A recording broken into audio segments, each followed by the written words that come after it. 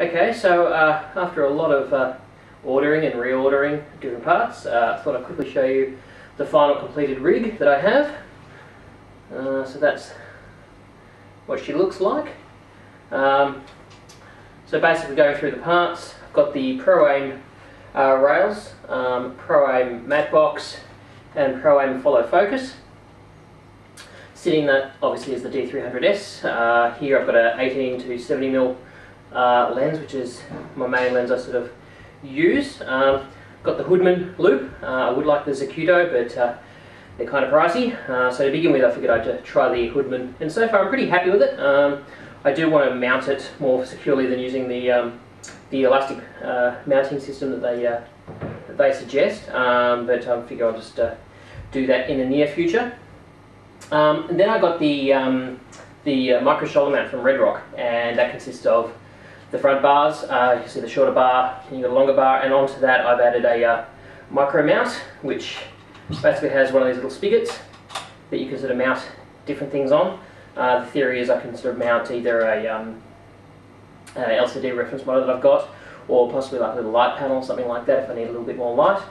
Going back to the shoulder pad, once I got that though, I realised that the shoulder pad was in line with the eyepiece. It didn't really sort of work ergonomically. So I ordered two of these Microlink 4 connectors from Redrock with some 4-inch carbon fibre rods, thinking that I'd need it. You know, I'd need two of them to sort of support and have no flexing, but the carbon fibre rods are extremely strong and they do not flex. So I ended up only having to use one.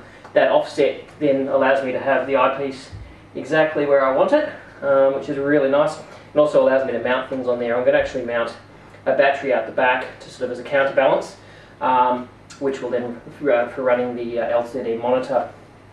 A couple other things. I've got a couple of little mounts, rail mounts from Cinevate, and what I've done is we have a DV-Tech rig that we had for the Panasonic 202, and it consists of something similar to this, not exactly rails, and one of these poles, which actually are have springs in them, and so they're a nice additional support for the camera. So what I did is I ordered, just put this in the right spot, I ordered an extra one of these poles, and using one of the Cinevate little mounts, put a little spring on that, I was able to basically duplicate what we have with the DV-Tech rig, but using my existing rail system.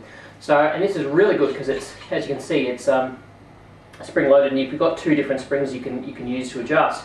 But this takes off 90% of the weight. So when you're shooting, if you want to do a follow focus or something like that, you can take your hands off, and you're not holding all of the weight with one hand. It also means that if you are walking and things like that, it takes a fair amount of the hard jarring nature out of your shot. So it's a really useful little way of sort of very quickly I can sort of walk around, shoot. If I do have my little LCD monitor or something like that, might get rid of the turn off the light spring and turn on the heavier, harder spring, and still you sort of get this really nice smooth, fluid camera move like we have with the DV-Tech rig, but with rails, which is really nice. The next thing I've got to do when I get a chance is actually build another little mount for when I want to use a fisheye, because obviously when I have a fisheye, matte box is a bit of an issue, and also because these rails go out so far, if I mount the camera at this, basically here, the fisheye will actually see the rails. So I'm going to actually have another mount that I can just take off the camera off this particular mount, put it at the front, and use a fisheye lens as well. But yeah, I'm pretty happy with this so far.